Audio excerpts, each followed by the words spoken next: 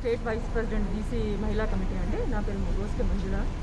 So ఈ KCR first నుంచి అణచివేతకు పాల్పడుతున్నాడు. ఇది ఒక పెద్ద ఫ్యామిలీ డ్రామా అవుతుంది తప్ప ఇక్కడ ఎక్కడ బడుగు బలహీన వర్గాలకు బీసీలకి ఛాన్స్ ఇచ్చింది లేదు. ఈ ఉద్యమాలలో పాల్గొన్న వాళ్ళని ఒకరొకరిగా అణచివేస్తున్నారు. ఒక్కొక్కరిని తీసేస్తున్నారు పార్టీలోంచి కానీ వాళ్ళ ప్లేసెస్లోంచి కానీ. సో ఈ అన్యాయాన్ని మేము సహించము. బీసీలందరూ రాష్ట్రాల నుంచి మన తెలంగాణ ఎంతవరకు మనం పోరాడి తెచ్చుకున్నాం. ఎంతోమంది ప్రాణాలను బలిచ్చి మనం తెలంగాణని తెచ్చుకున్నాం. ఇప్పటికీ అణచివేత దొరల పాలన మాకు అవసరం లేదు అని అనుకుంటున్నాము. బీసీలందరూ ఈ తెలంగాణ రాష్ట్రము బీసీ అందరూ ఏకమవ్వాలి. దీనికి మనం ఈ జరిగిన అన్యాయాన్ని మనము అపోజిట్ చేయాలి.